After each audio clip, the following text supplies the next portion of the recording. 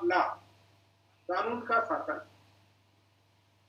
तो देखिए कानून का शासन होना ये सबसे बड़ी बात है मेरे ख्याल से। भारत में और विदेशों में अंतर क्या है, यूरोप में, अमेरिका में और हमारे भारत में अंतर ये है कि यूरोप अमेरिका में लॉ ऑफ जो है रूल ऑफ लॉ काम करता है।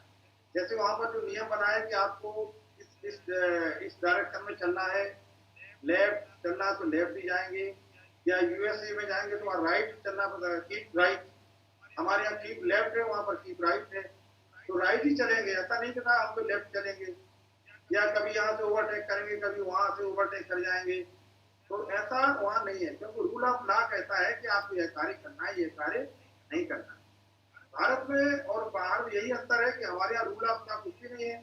हमारे यहाँ कोई भी आदमी अपने मनमर्जी से कानून को तोड़ सकता है, ठीक है, और वहां पर ऐसा नहीं होता है। तो रूल ऑफ लॉ का रिस्पेक्ट जहां होता है वही कंट्री डेवलप कंट्री कहलाती है। उसी कंट्री को सुपर कंट्री, सुपर पावर कहा जाता है।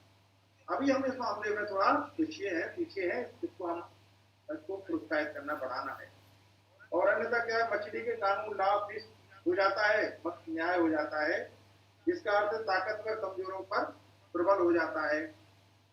और नेक्स्ट थर्ड प्रिंसिपल होता है आम सहमति उन्मुख, कंसेंसस ओरिएंटेड। आम सहमति उन्मुख निर्णय लेने से यह सुनिश्चित हो जाता है कि हर किसी की सामान्य न्यूनतम जरूरत पूरी की जा सकती है, किसी के लिए हानिकारक नहीं होगा। तो ये कंसेंसस मतलब आम सहमति, और एक समुदाय के सर्वोत्तम हितों को करने के लिए व्यापक सहमति के साथ विभिन्न हितों की मध्यस्थता भी करता है। ये न्याय संगत समावेशी, इक्विटी इंक्लूसिवनेस। सुशासन एक समतामूलक समाज के निर्माण का आश्वासन देता है, सबके लिए समानता का व्यवहार। अब आप देखेंगे कोऑपरेटिव में क्या है, सबके लिए समानता का व्यवहार होता है। कोऑपरेटिव में ना कोई जाति है, ना कोई लिंग का भेद है, ना ही कोई अमीर गरीब का भेद है, ना कोई शेयर में डिस्पैरिटी है कि किसी को ज्यादा शेयर कोई कम शेयर। तो ये हमारा जो इक्विटी कहना चाहिए इसको, और इंक्लूसिवनेस हमारी जैसा कोऑपरेटिव में होती है, वही गुड गवर्नेंस का एक बहुत अच्छा उदाहरण। नेक्स्ट इसका प्रिंसिपल होता है प्रभावशीलता और दक्षता, यानी इफेक्टिवनेस एंड एफिशिएंसी। विभिन्न संस्थानों को अपने समुदाय की जरूरतों को पूरा करने के लिए परिणाम उत्पन्न करने में सक्षम होना चाहिए, मतलब इफिशिएंसी होना चाहिए। प्रभाव और उत्पादकता, प्रभाव भी हो और उत्पादकता भी, रिजल्ट ओरिएंटेड भी होना चाहिए। तो समुदाय के संसाधनों का अधिकतम उत्पादन के लिए प्रभावी रूप से जो उपयोग करेंगे उसका नाम है प्रभावशीलता, और इसी का नाम प्रभाव दक्षता भी है। तो ये हमारे ये मैं क्या आपसे निवेदन कर रहा हूँ, गुड गवर्नेंस के प्रिंसिपल है। अगर आप चाहते हैं कि आपकी बैंक में गुड गवर्नेंस हो तो इन सारे प्रिंसिपल को सुनिश्चित करना होगा। अगला जो चरण आता है उसका अकाउंटेबिलिटी। अकाउंटेबिलिटी का मतलब होता है सुशासन का उद्देश्य लोगों की बेहतरी, और सरकार के बिना लोगों के प्रति जवाबदेह नहीं हो सकता है। तो सरकार जो है लोगों के प्रति जवाबदेह होती है, ठीक है, सरकार लोगों के प्रति जवाबदेह है और संस्थाएं सरकार के प्रति जवाबदेह होती है। तो इस प्रकार से जो गवर्नेंस से अकाउंटेबिलिटी आती है, और ये इसी का नाम है अकाउंटेबिलिटी, मतलब जवाबदेही। आप किसी प्रति रिस्पॉन्सिबल है। अगर देखा जाए तो सब मिलकर हमारा संविधान के प्रति रिस्पॉन्सिबल है, न्यायपालिका, कार्यपालिका और न्यायिका, और बाकी जितनी जो गवर्नमेंट है, सरकारें हैं, शासन, वो सब इन्हीं तीनों विंग पर के लिए जवाबदेही होती है। और पब्लिक जो है, सरकार जो होती है, पब्लिक के प्रति जवाबदेही होती है। तो इस प्रकार इंटरडिपेंडेंसी हमारा ये गुड गवर्नेंस करता है। तो नेक्स्ट है पारदर्शिता, है ना, ट्रांसपेरेंसी। आवश्यक सूचना जनता के लिए सुलभ हो और उनकी निगरानी भी होना चाहिए। पारदर्शिता का मतलब है मीडिया पर किसी प्रकार का नियंत्रण ना हो और लोगों तक सूचनाओं की पहुंच भी। मीडिया से यहाँ पर आता है प्रचार तंत्र का है। प्रचार तंत्र ऐसा टिकाऊ वाला ना हो, येलो जर्नल ना हो, तो उसकी सारी समाचार जनता तक पहुंचना ही चाहिए। इसका नाम ट्रांसपेरेंसी है। और रिस्पॉन्सिवनेस है। रिस्पॉन्सिवनेस का मतलब होता है संस्थानों और प्रक्रियाओं के द्वारा उचित समय में सभी धारकों को सेवाएं प्रदान की जाना चाहिए। तो ये अनुक्रियाशीलता रिस्पॉन्सिवनेस का एक चरण होती है। फिर मैंने अभी 8 चरण इसके बताए आपको, सुशासन के 8 प्रिंसिपल। ठीक है सर। अब कुछ संदर्भ भी हैं सुशासन के हमारे समाज में, हमारे देश में बहुत सारे संदर्भ हैं। जब गुड गवर्नेंस कब कब आता है ना, तो गुड गवर्नेंस के बारे में श्रीमद् भगवत गीता में बहुत अच्छा बताया गया है ना। नेतृत्व कैसा होना चाहिए, कर्तव्य परायणता कैसा होना चाहिए, आत्मबल को किस प्रकार से हम अपना बढ़ा सकते हैं, इनकी आधुनिक संदर्भ में भी जो है जरूरत होती है। तो श्रीमद् भगवत गीता जो है गुड गवर्नेंस का एक अच्छा एग्जाम्पल है। मगर आप और लाइव देखना चाहें तो राम राज की कल्पना जो की गई है, तो राम राज से मतलब होता है गुड गवर्नेंस। यहाँ पर किसी हिंदू मुसलमान की बात नहीं है, राम राज में मतलब गुड गवर्नेंस, स्वराज जिसको बोलते हैं। और ऐसा माना जाता था, रामचरितमानस में इसका अच्छा वर्णन आता है, राम राज बैठे त्रिलोका हर्षित भये गए सब। जब सारे लोगों के दुख दूर हो जाते हैं, सभी खुश रहने लगते हैं, उसी को रामराज कहा जाता है, उसी को गुड गवर्नेंस कहते हैं। और उसकी और व्याख्या की गई है कि उसकी क्या विशेषताएं होती हैं। बैर न कर काहू सन कोई, राम तथा विषमता। कोई किसी से बैर द्वेष भाव नहीं करता है, विषमताएं नहीं रहती हैं। फूलई परई सदा गिरी कारण, चरई एक संगज पंचानन। जब हाथी शेर बकरी गाय एक ही घाट पर पानी पीने लगते हैं, है ना, तो उसको गुड गवर्नेंस ही कहा जाता है। और क्या बताते हैं कि चनई स्वधर्म निरस्वृति, सब नर करें परस्पर प्रीति, यानी सभी लोग एक दूसरे से प्रेम करने लगते हैं और अपने अपने निर्धारित स्वधर्म का पालन करते हुए प्रगति करते हैं। जिसमें स्वधर्म से यहाँ पर मतलब होता है कोई धर्म की बात नहीं है। स्वधर्म मतलब होता है अपनी एक्सपर्टनेस, हमारे मूल संतति, मूल गुण, हमारे मूल जो स्व हमारा धर्म है, मतलब जन्म जन्मों से अनंत जन्मों से हमने जिस प्रॉपर्टीज को विकसित कर लिया है, उन्हीं को स्वधर्म कहा जाता है। एक्सपर्टाइज है, उस एक्सपर्टाइज को हम अपना यूज करते हुए अपना काम करें, इसी का नाम है स्वराज, इसी का नाम स्वधर्म। और सबसे बढ़िया बात एक बहुत अच्छी आती है, विधि मही पूर्व मयूर खनी और रवि तब जितने ही काज मांगे बारिद देजल रामचंद्र। ऐसा वर्णन आया कि जो है चंद्रमा जो है संपूर्ण तलाव से अमृत की वर्षा करता है, सूर्य भी उतना ही तपता है जितना जरूरत है, और बिना जितना मांगते हैं पानी उतना गिरने लगता है। अब ये क्या है, देखिए सुशासन की बात।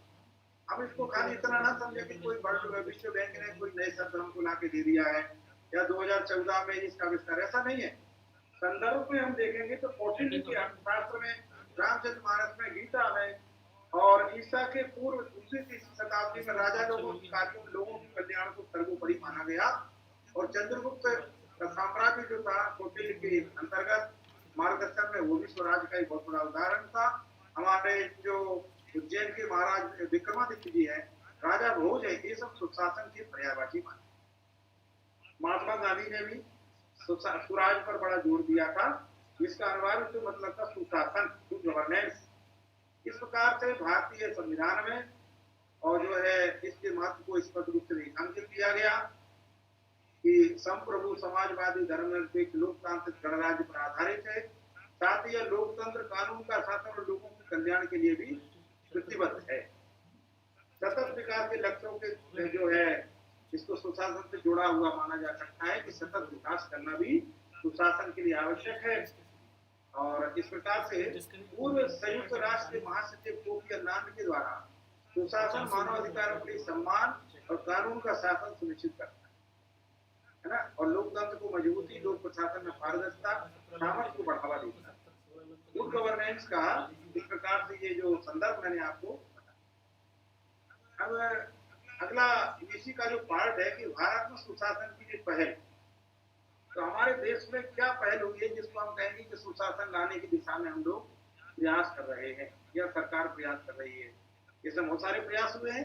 नंबर 1 जो आता है राइट टू इंफॉर्मेशन, जो ट्रांसपेरेंसी की बात आती है ना, रिस्पॉन्सिवनेस की बात आती है, वो यहाँ पर लागू होती है कि राइट टू इंफॉर्मेशन एक्ट जो लागू हुआ, जो हमारा भारत ने ICCPR के अनुच्छेद 19 के आधार पर नागरिकों को सूचना देने के अधिकारों को प्रभावी रूप से गारंटी देने के लिए अंतर्राष्ट्रीय जो है दायित्व का पालन किया है, और जो है international covenant on civil and political rights, इसको बोलते हैं ICCPR, इसके अंतर्गत करार जो हुआ था, एग्रीमेंट हुआ था, उसमें भारत ने राइट टू इंफॉर्मेशन एक्ट लागू किया है। तो और राइट टू आई मतलब आरटीआई अधिनियम 2005 में बना था। भारतीय लोकतंत्र में महत्वपूर्ण बदलाव लाया गया, नागरिकों को सूचनाओं तक पहुंच प्रदान करता है और बदले में अधिक सामुदायिक आवश्यकताओं के प्रति सरकार को जवाबदेही भी बनाता है।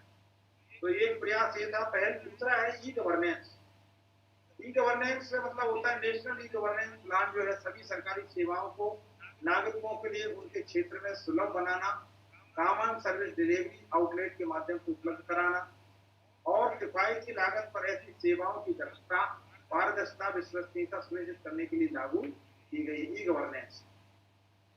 तो संचार प्रौद्योगिकी ICT के युग में बेहतर कार्यक्रम सुविधाएं प्रदान करता है, दुनिया भर में तेजी से सामाजिक और आर्थिक परिवर्तन के लिए अवसर प्रदान करता है ई गवर्नेंस। ई गवर्नेंस का उन लोग नागरिकों पर सीधा प्रभाव पड़ता है जो सरकार द्वारा दी जाने वाली सेवाओं के साथ प्रत्यक्ष लेन देन के माध्यम से लाभ प्राप्त हो। तो मित्रों, ये जो है क्या क्या कार्यक्रम हुए ई गवर्नेंस में? Proactive governance and timely implementation, digital India कार्यक्रम MCA 21 और पासपोर्ट सेवा PSK, ऑनलाइन आयकर रिटर्न वगैरह वगैरह। ये जो है ई गवर्नेंस के द्वारा आपने देखा कि गुड गवर्नेंस लाई की जाती है, पहल हुई है। सरकार द्वारा न्यूनतम सरकार अधिकतम शासन, मिनिमम गवर्नमेंट और मैक्सिमम गवर्नेंस, ये बात है। मतलब गवर्नमेंट जो है मिनिमम हो, गवर्नेंस मैक्सिमम। ये मोदी जी का आपने फार्मूला सुना होगा, कई बार उन्होंने इसका उल्लेख भी किया था कि मिनिमम गवर्नमेंट, शासन कम और गवर्नेंस ज्यादा, सुशासन ज्यादा। कानूनी सुधार भी हुए, लीगल रिफॉर्म जो हुए, कानूनी सुधार हुए, इसी को देखते हुए हुए कि इसमें लगभग 1500 अप्रचलित नियमों कानूनों को समाप्त कर दिया गया केंद्र सरकार के द्वारा। ये सुधार हुए और कानूनी प्रक्रियाओं के तहत विभिन्न संस्थाओं द्वारा दी जाने वाली मध्यस्थता पर ध्यान देने के साथ ही प्रक्रियात्मक सुधार कानूनों में किया जाना चाहिए। ये भी एक पहल है। Ease of doing business. Ease of doing business का मतलब होता है व्यापार करने की परिस्थितियों में सुधार। ये कदम उठाए गए हैं, इसमें कई कानून शामिल हैं जो देश के कारोबारी माहौल और नीतियों से संबंधित परिस्थिति की तंत्र में सुधार किए, जैसे दिवालियापन संहिता, bankruptcy code, GST, anti money laundering कानून वगैरह जो लाए हैं, ये ईज ऑफ डूइंग बिजनेस के हिसाब से लाए गए। फिर अगला जो पहल हुई है विकेंद्रीकरण, डिसेंट्रलाइजेशन हुआ है। केंद्रीकृत योजना आयोग को समाप्त कर दिया गया, उसकी जगह नीति आयोग नामक थिंक टैंक को लाया गया। सहकारी संघवाद, कोऑपरेटिव फेडरलिज्म को बढ़ावा देता है।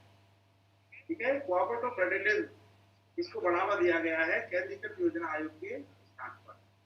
मित्रों, 14वें वित्त आयोग ने 2015 से 20 तक के लिए राज्यों के लिए कर हस्तांतरण की सीमा को 32% से बढ़ाकर 42% कर दिया, यानी जो स्टेट का शेयर जो है बढ़ा दिया गया। और यह राज्यों को स्थानीय कारकों के आधार पर योजनाएं आरंभ करने को अधिक स्वतंत्रता भी देता है। तो ये भी बहुत अच्छी पहल हुई सुशासन की दिशा में। और अगला जो प्रयास हुआ है, पुलिस रिफॉर्म भी हुआ है। गौण अपराधों के लिए EFIR, इलेक्ट्रॉनिकल EFIR आप दर्ज कर सकते हैं। प्रथम सूचना स्वच्छ इंफॉर्मेशन रिपोर्ट तंत्र में सुधार किया गया है। नागरिकों की आपातकालीन सुरक्षा जरूरतों को पूरा करने के लिए राष्ट्रव्यापी आपातकालीन नंबर भी लॉन्च किया गया है और आकांक्षी जिला कार्यक्रम भी बनाए गए हैं, एस्पिरेशनल डिस्ट्रिक्ट प्रोग्राम। आपने देखा कि प्रधानमंत्री जी ने एक बार पूरे देश के सभी कलेक्टर्स को एक संबोधन किया था दिल्ली में, जिसमें यही था, उनका आकांक्षी जिला कार्यक्रम। मतलब देश के कम विकसित क्षेत्रों में लोगों के जीवन स्तर में बदलाव के लिए आकांक्षी जिला कार्यक्रम ADP शुरू किया गया था, एस्पिरेशनल डिस्ट्रिक्ट प्रोग्राम। इस कार्यक्रम का उद्देश्य था 115 सबसे पिछड़े जिलों के स्वास्थ्य, पोषण, शिक्षा, कृषि, जल प्रबंधन, वित्तीय समावेशन और कौशल विकास के क्षेत्र में सकारात्मक परिवर्तन लाना। तो ये आकांक्षी जिला कार्यक्रम भी सुशासन की दिशा में अच्छा प्रयास है। अब सुशासन सूचकांक गुड गवर्नेंस इंडेक्स भी एक होता है, इंडेक्स सूचकांक, जो कि 25 दिसंबर 2019 को 25 दिसंबर यानी सुशासन दिवस पर इसको लागू किया। इसे सभी राज्य केंद्र शासित प्रदेशों द्वारा शासन की स्थिति पर प्रभाव का आकलन करने के लिए एक समान उपकरण के रूप में तैयार किया गया, एक समान इंडेक्स जो पूरा सभी जिलों पर पूरे देश भर में लागू होता है।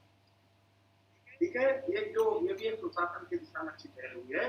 और DEI जो है सभी राज्यों केंद्र शासित प्रदेशों में शासन की तुलना करने के लिए मात्रात्मक आंकड़े प्रदान करता है।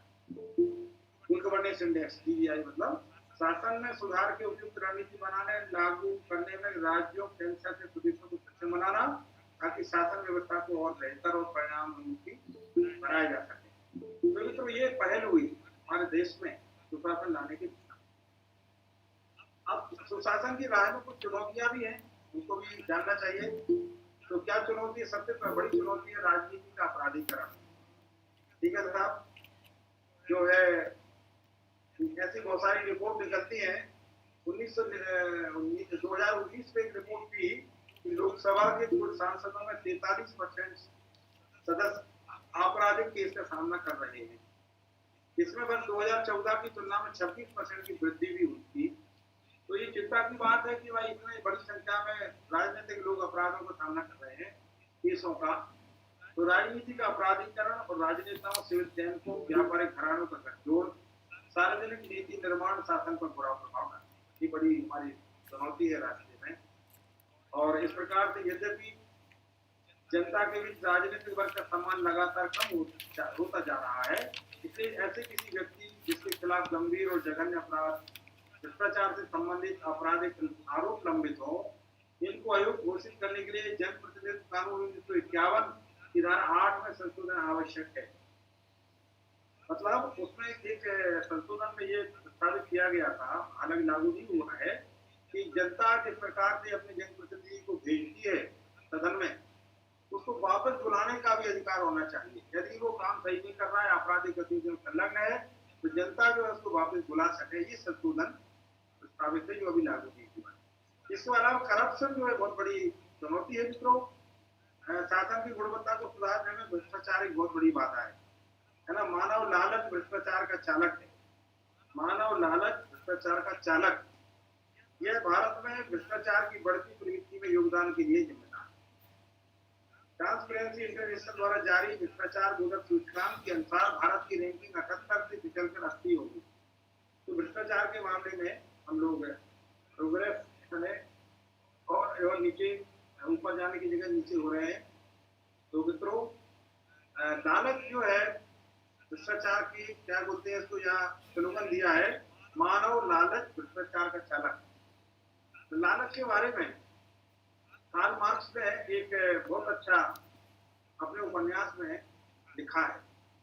मैं आपको बता दूं कि किस प्रकार लालच से व्यक्ति बड़ी बड़ी शक्तियां कंट्रोल में हो जाती हैं।